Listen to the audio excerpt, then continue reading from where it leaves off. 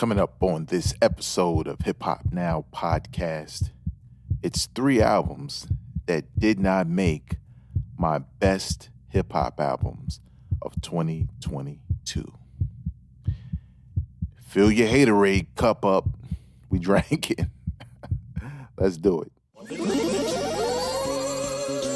Welcome to Hip Hop Now podcast. If you're from the future, you know what to do. Get your ass out of here. Don't disrespect the legend. Hip hop is here to stay. Let's get right into the business. What up, y'all? I am your host, Vegas, and this is Hip Hop Now podcast, back in effect for 2023. If you're from the future, you know what to do. All right. Big shout out to the producers of this podcast who support over at patreon.com/hiphopnow. If you would like to learn more about what that gets you, like this episode, which is currently exclusive, visit the link in the description of this episode and every episode. Please know that this podcast is available wherever you get podcasts, so please do all the good things that you need to do, right? Like subscribe, or if there's a like button, or more importantly, like Apple Podcasts. And big shout out to the people who have done so. Review the podcast on Apple Podcasts. 2023, we're trying to do it big. We got a new logo. We have new video packages because we got more videos coming up. We have a new intro that you just heard. So a lot more to come. The rest was good, but let's get right into the business. Now, if you haven't heard, and if you haven't, the link will be in the description of this episode, or you can just subscribe and check it out, right? But I did my best of 2022, a number of albums that I thought were dope. Obviously, I did a top 5 of that list. But there's a couple of notable albums that did not make my list. And I've seen them land on a number of lists across hip hop. Now, I'm not saying my list is better than yours, even though it is. I'm joking. I'm just saying that I don't believe these albums were as good to make my best of 2022. It's pretty simple, right? Now, obviously, this is my opinion. But more importantly, these are 3 albums from 3 artists who I actually like, but did not feel that their albums were memorable, right? Probably more memorable for me for not meeting my expectations, maybe somewhat of a disappointment. But again, when you look across the hip-hop spectrum, and not unanimously, but you will find people who have these albums on their list. Let's get right into those 3. We're only going to do 3. I'm not trying to hold you. No order. Number 1, Black Star, No Fear of Time. Highly anticipated by myself, right? I did not like the launch, but I get it. It was a paid subscription deal with Luminary, but I get it. But once I got it, right, the album, I was really disappointed. And it's not because the album is whack. I don't think any of these albums I'm going to mention today are just whack. I just think that it wasn't anything special, especially considering the anticipation of years and years of having these dudes, you know, Yasin Bey, formerly known as Mos Def, and Talib Kweli do solo albums and really do some really dope music. So you're thinking, all right, it's a culmination of years and years of not being back together as a group. And now here they are with Madlib on production. This should be a home run, but it was not. It essentially came across as somewhat unfocused. Now, some may say, well, every hip-hop album doesn't have to be a Kendrick Lamar concept style hip-hop project. And I agree. I totally agree because guess what? I don't want to hear everybody do that. I want to hear some difference. But I don't get nothing from this album that's unique, beyond the fact that it has two, if you ask me, first ballot hip hop Hall of Famers in the group. A lot of what stands out to me, good and bad, is that the production is hit or miss. Yasin Bey from time to time can sound a little lazy, and I'm not talking about the words he put together per se, but just the delivery. And maybe that's intentional, but I'm not a fan of it. And Talib Kweli was very strong. So you see what I mean? It just didn't. You know how you crave a food or like, man, I want some chocolate. I'm gonna go to the store and go get chocolate. And you have a craving for it, and you take one bite, and you're like, yeah, the thought of eating chocolate was better than actually eating the chocolate.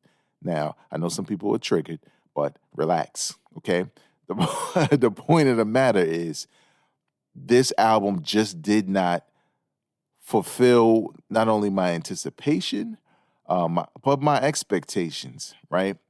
And not that that is their goal for every hip hop fan to be satisfied. But I say to you again, considering the two MCs, the history, Madlib, and what he's done most recently, like what Freddie Gibbs, which was pretty dope, there was just no way that this album should just be just okay. And it was. Next up, Conway the Machine, God Don't Make Mistakes. This is, I believe this was his final obligation to Shady Records. He's been talking about this album since he signed to Shady, which was pre-pandemic. He's released a couple of hit and miss, but some really dope stuff. Like, to me, A King to a God is better than this album. It is, by a long shot. I feel like that album is more like a debut or a major label debut than this album was. This album was frustrating because I guess Conway talked it up so much that I expected it to be even more than what we got. And maybe that was on purpose for sales. I don't know.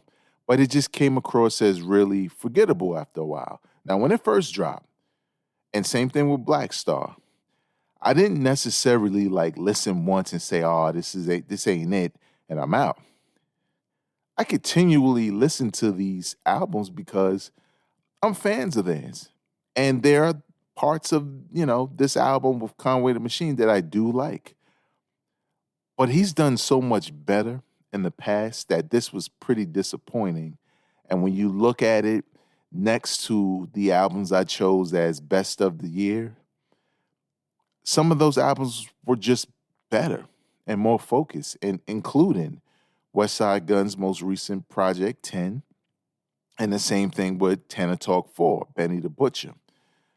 So I was a little disappointed in this Conway release, and I'm hoping for the best going forward. I'm pretty sure he's going to come back stronger than ever, but I couldn't add this to my top of 2022 because it just didn't hit the mark for me. It wasn't as good as I anticipated, and especially not compared to the albums that I did highlight as the best of 2022. And lastly, and this is a big one for y'all, man. So all you pause guys, get your pause in. Alchemist and Rock Marciano, The Elephant Man Bones. The first time I pressed play on this album, I had an expectation, right? Alchemist type beats, boom bap, maybe a little dark. Some flows, some wordplay from Rock Marciano. When I tell you on the first listen, I was instantly bored, I'm not exaggerating. I really was, it literally could not keep my attention. So then I gave it some space because I saw a lot of people were, like, yo, this joint is crazy. He the GOAT. He one of the GOATs, or however y'all talk.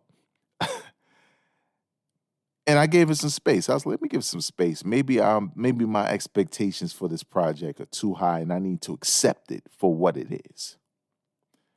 And I did listen again, and I liked it a little bit better. But it didn't really move that much because, one, the production, it's not The Alchemist you've come to know. Nothing really stands out. Maybe 2 or 3 tracks really stand out like that to me, where, I really love them joints.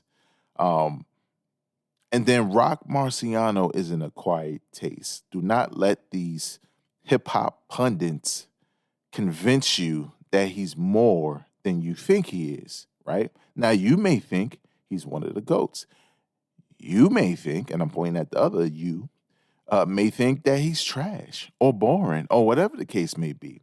I don't think he's trash, not by a long shot. But I would have preferred if he did the production because there is something chemistry-wise that's just not connecting here. It's like the beat is one thing and the lyrics are another thing, and they just put them together and with no rhyme or reason. And maybe there was a rhyme or reason based off of titles and concepts and stuff like that. But Rock Marcy at this stage in his career is a acquired taste. It is what it is. Now, he says a couple of things, a couple of bars here and there where I'm like, okay, cool.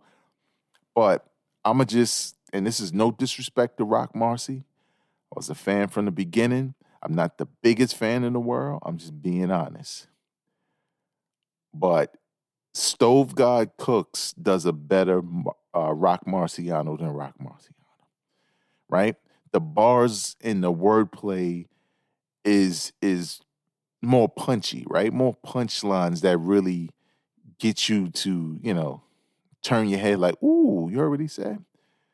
I feel like Rock Marcy's punchlines make sense, and some of them hit like that, but they're so far in between that you don't really, at least for me, I don't find myself going crazy, right? Now, for example, there's a dude who shall remain nameless, not because of no beef or nothing like that. I can't remember his name. But he really likes Rock Marciano. And I watched him break down his lyrics on this album. And I was like, but that's not like earth-shattering bars to me. It's dope. It makes sense. But it's not that crazy. But then I had to remember this is also the same dude who felt that way about Doom. And I think, like I said before, with Rock Marcy being an acquired taste, you have to be not just into the bars, but the delivery and his voice and what he tends to talk about, the beats he chooses to rap over. It's with Doom, it's everything. It's not just the rhyme style. It's everything that comes along with him. And that's exciting to some guys. And I get it because there are parts of rap where a number of people can do the same thing. Rock Marciano on this project is, unfortunately, because if you ask me, he started it, but he just sounds no different than the other crop of boom bap resurgence rappers, right? It's just there's a lot more respect for this project and Rock Marcy because he doesn't always get his flowers for the whole drumless beats and the way he's rhyming and what he's rhyming about. He don't get his flowers enough for that. But I will not use that as a reason to say that I really, really like this album. Now, am I going to continue to listen to it? Probably. But I just don't feel strong enough about it to call it one of the best of 2022. What do you feel about those 3 albums?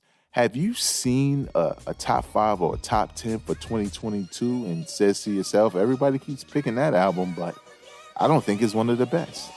Leave your comments in the comment section below or hit me up on Twitter, Instagram, or even TikTok at Vegas World INC. Remember to subscribe to the podcast wherever you listen to podcasts.